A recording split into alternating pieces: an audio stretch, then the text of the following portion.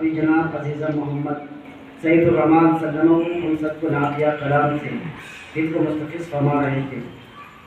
اب میں خطابت کی دنیا کی طرف میں قدم بڑھانا چاہتا ہوں۔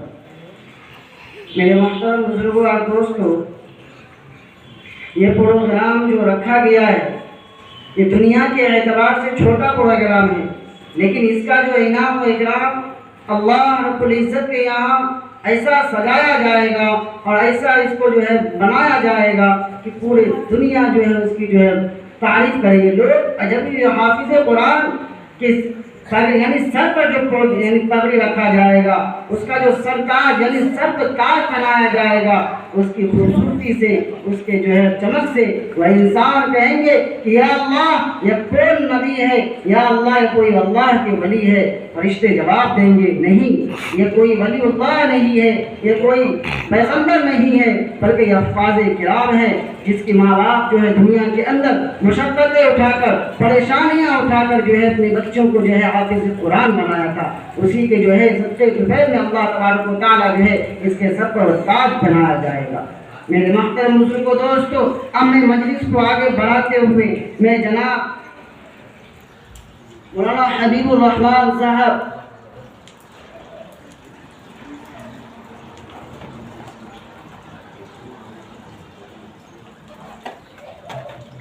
اب میں تقریر کے لیے جناب مغیث امام و خطیب باب سے آئے اور اپنے تقریر سے ہم سامعین کو دل کو مستفز فرمائے۔ کسی شاعر نے کیا ہی خوب کہا ہے کہ مسلمان تو اگر مرتے مرے ایثار ہو جائے، زمانے کا زمانہ تیرا تابعدار ہو جائے، اگر تو ڈھال لے سنت کو اپنے سانچے میں، تیرا ہاتھ ہی دشمن کے لیے تلوار ہو جائے۔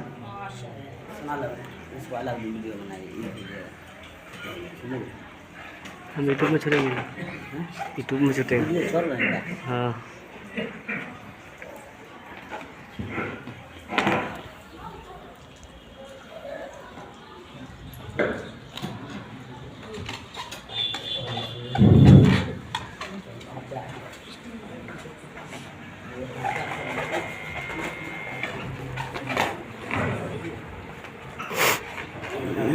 نحمده ونصلي على رسوله الكريم، أما بعد، فقد قال الله تبارك وتعالى في القرآن المجيد: أعوذ بالله من الشيطان الرجيم، بسم الله الرحمن الرحيم، إنا نحن نزلنا الذكر وإنا له لحافظون، صدق الله العظيم۔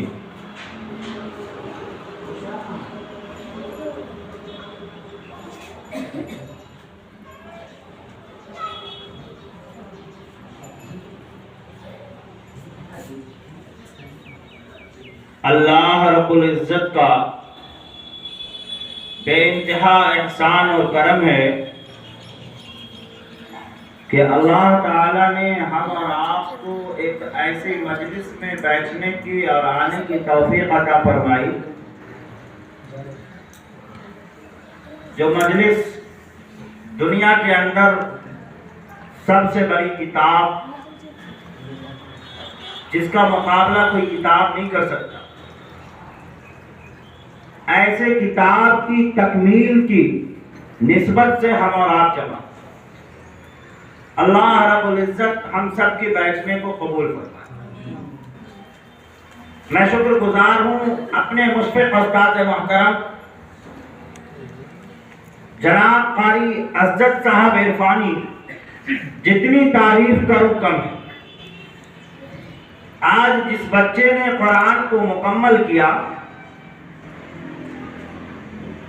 وہ جناب قاری عزت صاحب کے پاس دن بدن اپنے سبق کو پورا کرتا گیا۔ ایک دن اللہ رب العزت نے وہ دن لایا کہ قرآن مکمل۔ میں بھی ان کا شاگرد ہوں اور میں آپ کو بتا دوں میں نے حفظ کرنے میں لگ بھگ 4 سال لگائے۔ کیوں؟ استاد تو بہت آئے گئے، لیکن جتنی محنت اور جتنا دھیان اور جتنا نظر شفقت انہوں نے میرے اوپر لگایا، اور ہر مدرسے میں رہتے ہوئے تمام بچوں کے اوپر جو لگاتے ہیں وہ شاید کسی استاد میں پائے جاتے ہیں۔ میں آپ کو بتاؤں کہ 3.5 سال کی مدت میں میں نے صرف 12 پارہ کو حفظ کیا، 3.5 سال میں 12 پارہ اور 6 مہینے میں 18 پارہ، اور وہ بھی قاری اسد صاحب کے پاس۔ ذرا اندازہ لگائیے ان کی محنت کو۔ میں یہ سمجھتا ہوں کہ آج میں جو کچھ بھی ہوں اپنے استاد کی دعاؤں کی بنا پر، اپنی استاد کی دعاؤں کی وجہ سے میں کچھ بھی ہوں۔ اس لیے یہ کوئی تقریر کرنے کے لیے میں یہاں نہیں آیا، صرف اس بات کو بتا دینا چاہتا ہوں کہ ہم نے اپنے زندگی کے اندر اس بات کا مشاہدہ کیا ہے کہ جو انسان اپنے استاد کی دل و جان سے عزت اور خدمت کرتا ہے، اللہ رب العزت اسے بلندی کے مقام عطا فرماتا ہے۔ اور صرف یہ مدرسے نہیں، آپ اسکولوں کے اندر پڑھیں، آپ کالجوں کے اندر پڑھیں، آپ کوچنگ کے اندر پڑھیں، اپنے استاد کا ادب، اپنے علم کا خیال رکھیں، اپنے مقام کا، اپنے مرتبے کا اور اپنے جانکاری کا صحیح استعمال کریں۔ یقیناً اللہ رب العزت آپ کو وہ مقام اور مرتبہ عطا فرمائے گا جس کا اندازہ انسان نہیں لگا سکتا۔ اور قرآن اتنی بڑی دولت ہے، اتنی بڑی دولت ہے کہ یہ ہر چیز، یہ ایسی چیز ہے، یہ ایسی دولت ہے جو ہر کسی کو نہیں ملا کرتا۔ لوگ سالوں سال محنت کر لیتے ہیں، کئی سارے لوگ ایسے ہوتے ہیں کہ جو لگتا ہے اب 2-4 پارہ بچا ہے لیکن وہ اس کو مکمل نہیں کر پاتے ہیں۔ کتنے سارے لوگ ایسے ہوتے ہیں جو مکمل تو کر لیتے ہیں لیکن تراویح میں قرآن نہیں سنا پاتے ہیں۔ کئی سارے لوگ ایسے ہیں جو مکمل تو کر لیتے ہیں اور یوں تلاوت سے دور ہو جاتے ہیں، جسے قرآن سے جیسے مان لیا جائے کہ نازل پڑھنے میں بھی مشقت اور تکلیف آنے لگتی ہے۔ ذرا اندازہ لگائیے، یہ قرآن کا پڑھنا نہیں ہے بلکہ یہ قرآن کے ساتھ یہ قرآن کی بیعت ہے۔ قرآن کی تلاوت ہمیشہ ہونی چاہیے، چاہے وہ حافظ ہو چاہے وہ غیر حافظ ہو۔ قرآن کریم اللہ نے دلوں کو نور سے منور کرنے کے لیے ہم اور آپ کو دیا۔ قرآن قسم کھانے کے لیے نہیں دیا، قرآن وعدہ کرنے کے لیے نہیں دیا کہ قرآن پہ ہاتھ رکھ کے بول، غلطی تو نہیں کرے گا، 2 دن کا وعدہ کیا چھوڑے گا تو نہیں۔ قرآن سامنے، قرآن اس لیے نہیں تھا کہ سامنے میں رکھ کر جھوٹ نہ بولا جائے، بلکہ قرآن اس لیے ہے جو دل کے زنگ کو دور کرتا۔ اپنے روحانی قاعدے کے اندر پڑھا ہوگا، بچپن میں ہی شروعاتی دور میں ہی پڑھا دیا جاتا ہے کہ قرآن پڑھنے سے جو ہے دلوں کا زنگ دور ہوتا ہے۔ تو ایسے کئی سارے واقعات، اگر میں تقریر کرتا چلوں تو شام ہو جائے گا، کوئی فرق نہیں پڑے گا، نہ میرے پاس الفاظ کی کمی ہوں گے نہ میں بات کہنے سے رک پاؤں گا۔ بس میں کہنا یہ چاہوں گا کہ آپ نے قرآن کو مکمل کیا ہے، آپ قابل تعریف ہیں، آپ قابل مبارکباد ہیں، اب اللہ کی نظر میں محبوب اور مخصوص بندے ہیں۔ بس آپ سے درخواست ہے کہ جو بچے بھی قرآن کو یاد کر رہے ہیں وہ یاد اس لیے کریں تاکہ اللہ رب العزت کی رضا حاصل ہو۔ قرآن کی تلاوت اس لیے کریں تاکہ اللہ ہم سے خوش ہو۔ حافظ ہم اس لیے بنے کہ اللہ ہم کو پسند کرنے لگے۔ حافظ صاحب تو دنیا بھر میں بغیر حافظ کو بھی حافظ صاحب لوگ کہتے ہیں۔ کتنے سارے لوگ ایسے ہیں جو نہ قرآن کو مکمل کیا نہ عربی کی پڑھائی کیا لیکن امامت کر رہے ہیں۔ دنیا بھر کے لوگ، کوئی مولانا صاحب کہہ رہے ہیں، کوئی قاری صاحب کہہ رہے ہیں، کوئی حافظ صاحب کہہ رہے ہیں، وہ بیچارے خوش بھی ہیں، ان کا کام چل رہا ہے، ڈھکا ڈھکایا ہے، کون جان رہا ہے کہ حافظ ہے کہ نہیں، مولانا ہے کہ نہیں، کچھ ہے کہ نہیں۔ ہم حافظ اس لیے بنے کہ اللہ کی نظر میں ہم محبوب ہیں۔ لوگوں کو حافظ صاحب کہنے سے ہمیں کوئی فائدہ حاصل نہیں ہو سکتا ہے، یا دنیا والے کی برائی کرنے سے یا برائی کرنے سے کوئی فرق نہیں پڑتا ہے۔ اس لیے ہم قرآن کی تلاوت اس ارادے سے کریں کہ ہمارے اعمال میں اللہ رب العزت جو ہے اجر و ثواب عطا فرمائے گا، اللہ رب العزت ہماری مغفرت فرمائے گا۔ اس لیے ہم قرآن کی تلاوت کریں۔ قرآن کی تلاوت اگر کوئی آدمی ایمانداری سے روزانہ کرتا ہے، یقین مانی اس حافظ قرآن کو کبھی بھی رمضان المبارک میں پریشانی نہیں آ سکتی، کبھی پریشانی نہیں آ سکتی۔ الحمدللہ 2011 سے لے کر اب تک میں نے ہر سال اچھے مسجد اور اچھے طریقے سے تراویح مکمل کیا، کوئی فرق نہیں پڑتا، کوئی پریشانی نہیں آتی۔ اور میں آپ کو بتا دوں کہ آپ مدرسے کے طالب علم، آپ کافی محنتی ہیں، آپ کا آدھا محنت بھی اسکول میں پڑھنے والا نہیں کرتا، میں جانتا ہوں اچھی طریقے سے۔ میں نے مدرسے سے تعلیم حاصل کرنے کے بعد میں نے اسکولوں میں جا کر میں بہار بورڈ سے میٹرک کا ایگزام پاس کیا اور اچھے نمبر سے پاس کیا ہوں.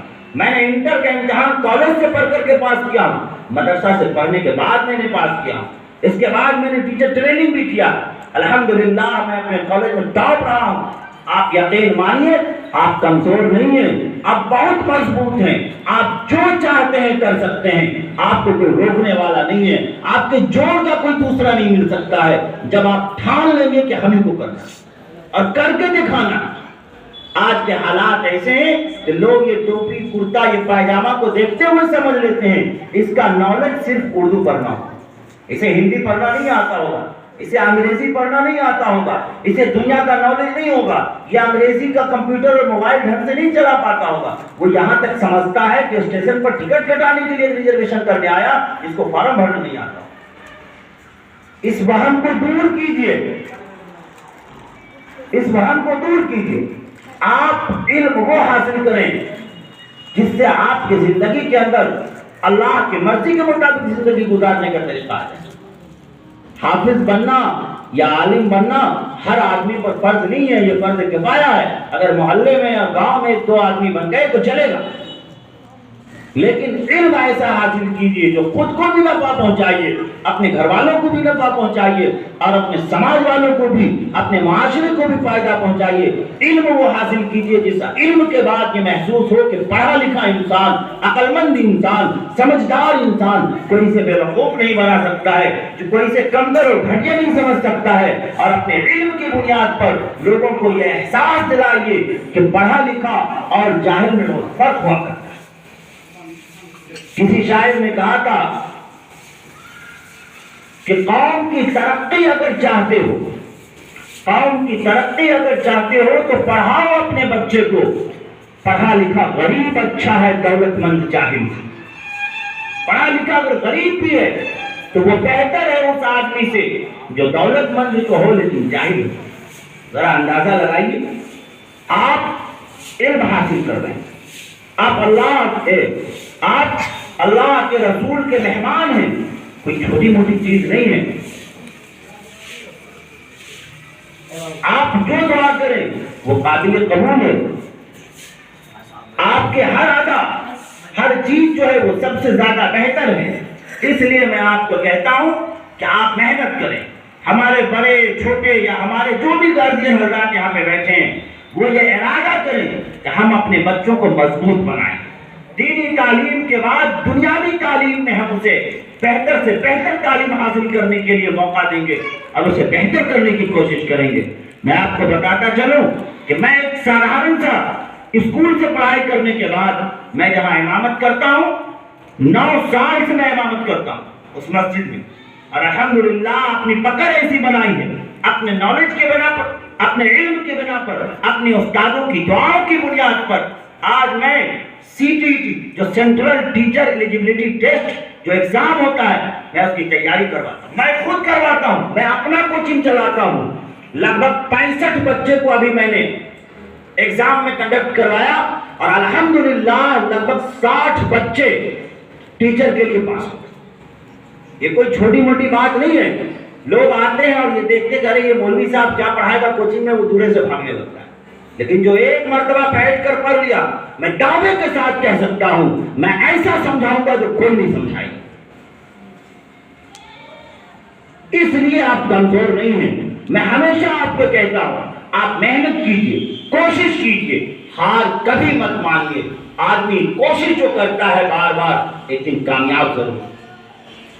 اس لیے محنت کرنے سے کبھی پیچھے مت ہٹیے. اور جہاں تک بات ہے اپنے علم کی, آپ کو اللہ نے جس علم سے نوازا ہے اس علم کا صحیح استعمال کیجیے. کسی کے صحیح اور غلط کہنے کا انتظار مت کیجیے. آپ اپنے دل سے پوچھیے.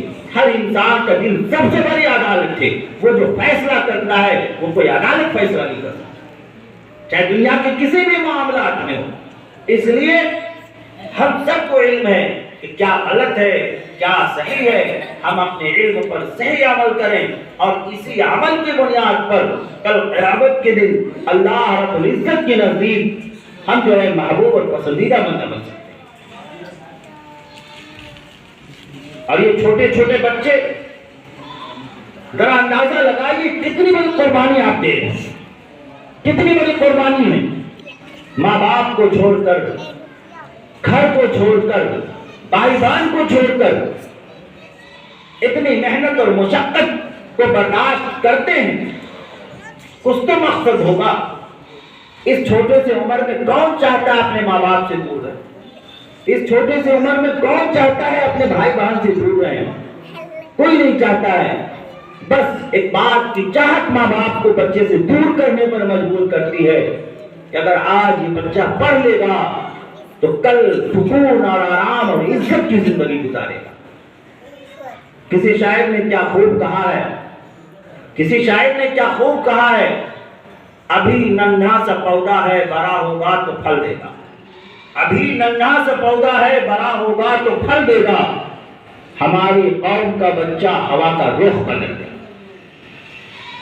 ہم ہوا کے رخ بدل سکتے ہیں، صرف کہنے سے نہیں، مزدوری کر کے نہیں، لیبر بن کر نہیں، مزدور بن کر نہیں، بلکہ ایک صاحب عقل مند بن کر، سمجھدار بن کر، عقل مند اور دانش مند بن کر اپنے علم کی بنیاد پر ہم اپنے ہوا کا رخ بدل سکتے ہیں۔ ورنہ کوئی طاقت نہیں ہے جو ہم کسی اور چیز کے، دنیا کی طاقت سے جو ہے ہم ہوا کا رخ بدل دیں۔ ایک عقل مند اور سمجھدار انسان اپنے علم کی بنیاد پر نہ جانے مشکل سے مشکل چیزوں کو پتہ کر لیتا ہے،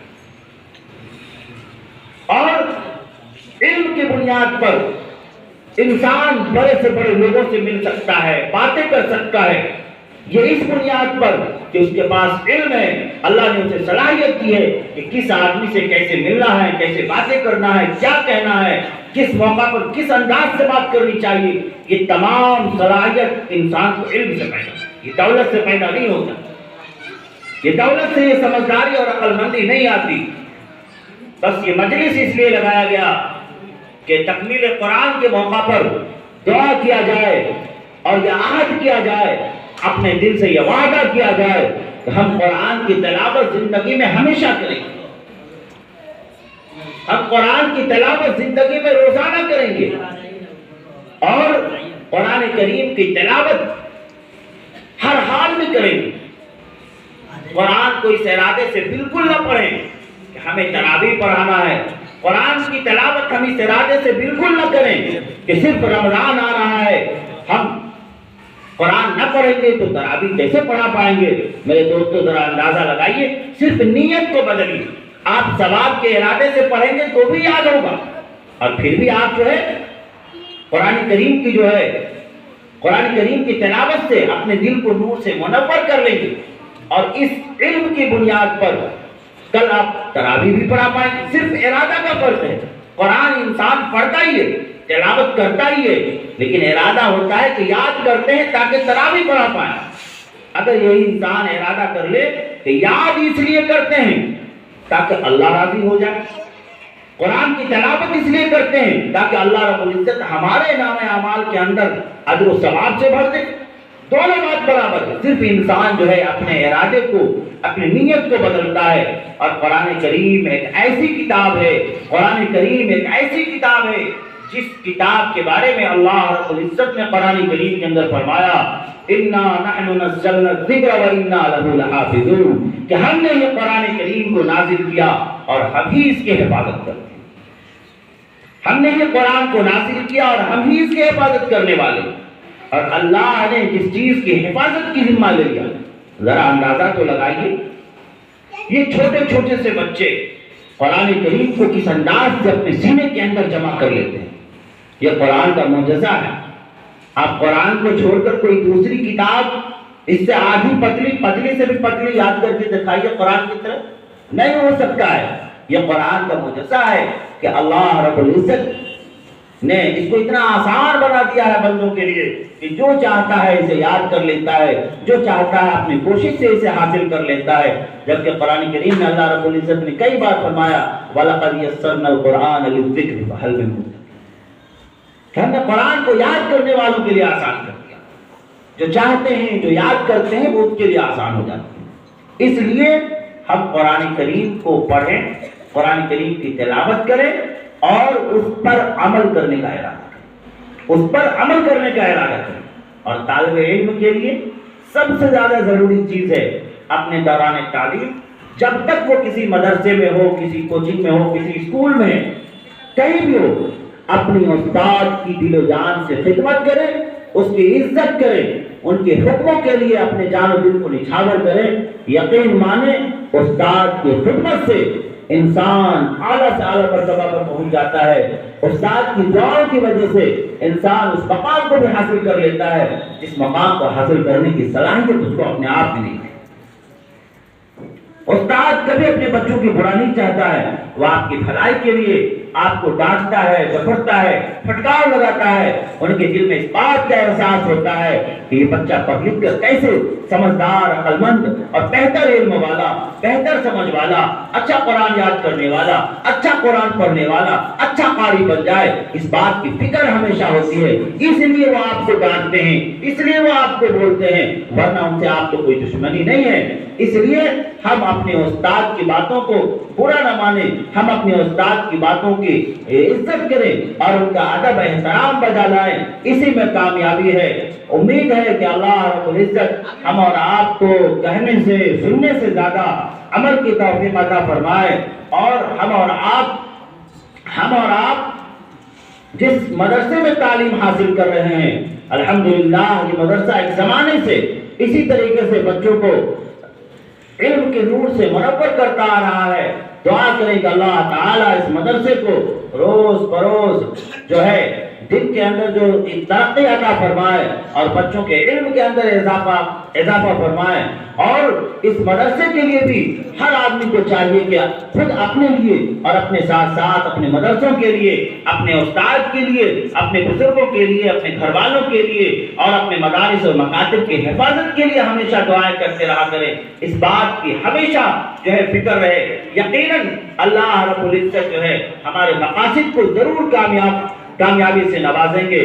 یقین مانیں اسٹیج پر ہمارے مشفق استاد محترم جناب الحاج مولانا حاجی حبیب اللہ صاحب تشریف فرمائے. میں زیادہ کچھ بولنا نہیں چاہتا، مختصر بات پر میں اپنی باتوں کو ختم کرتا ہوں. بس اس بات کا عہد اور عزم و ارادہ کر لیں کہ علم پر عمل کرنے کی کوشش کریں گے، اپنے علم پر جو ہے عمل کرنے کی کوشش کریں گے، اور ہم اپنے زندگی کے اندر روزانہ قرآن کی تلاوت کو معمول بنائیں. جتنے بھی حفاظ کرام ہیں اس بات کا عزم کریں، ارادہ کریں. آپ ایک ہی پارہ تلاوت فرمائیں، ضرور فرمائیں، روزانہ تلاوت کریں. یقین مانیے اس سے ثواب الگ ہوگا، قرآن کی یاد دہانی آپ کی مضبوط ہوتی جائے گی. اور مجھے جیسا محسوس ہوتا ہے کہ قرآن وہ علم ہے جو انسان کے ذہن کو کھول دیتا ہے. قرآن وہ علم ہے جو انسان کے ذہن کو کھول دیتا ہے. میں نے خود اپنا محسوس کیا کہ جب تک میں حافظ نہیں تھا مجھے اتنی باتیں سمجھ میں نہیں آتی تھی، جو میں حافظ بننے کے بعد ایسا محسوس کرنے لگا کہ دماغ کا دروازہ کھل، مطلب جو بات سن لیا، جو باتیں میں نے دیکھ لی اور جو باتیں جس استاد سے جہاں سن لیا، یقین مانیے جب ضرورت پڑی، جب محسوس کیا وہ باتیں یاد آئی، تو یقیناً قرآن کا علم جو ہے انسان کے ذہن کو تیز کر دیتا ہے. قرآن کا علم جو ہے انسان کے ذہن کو تیز کر دیتا ہے. اور انسان کو چاہیے کہ اپنے ذہن کا صحیح استعمال. عام طور پر یہ دیکھا جاتا ہے کہ جو بچے جتنے ذہین دماغ کے ہوتے ہیں وہ اتنا ہی برباد ہوتا ہے. یہ حقیقت ہے. جو بچہ جتنا زیادہ ذہین دماغ کا ہوتا ہے وہ اپنے آپ کو زیادہ قابل سمجھتے ہیں. وہ استاد کی باتوں کو کبھی کبھی نظر انداز کر دیتے ہیں اور سمجھتے ہیں کہ ہم جو سمجھ رہے ہیں وہ بہتر. یقین مانیے اپنے استاد کے باتوں کی قدر کیا. اگر وہ کچھ کہہ رہے ہیں، آپ کے بڑے کچھ کہہ رہے ہیں، اگر بڑے بزرگ گھر کے کوئی بڑے لوگ یا کوئی استاد، بھلے ہی ہم نے ان سے علم حاصل نہ کیا ہو، لیکن اگر وہ کوئی نصیحت کی باتیں کریں تو یقین مانیں ہم ان کی نصیحت کو غور سے سنا کریں. یہ ہماری زندگی کے لیے مفید ثابت ہوگی، فائدہ مند ثابت ہوگی.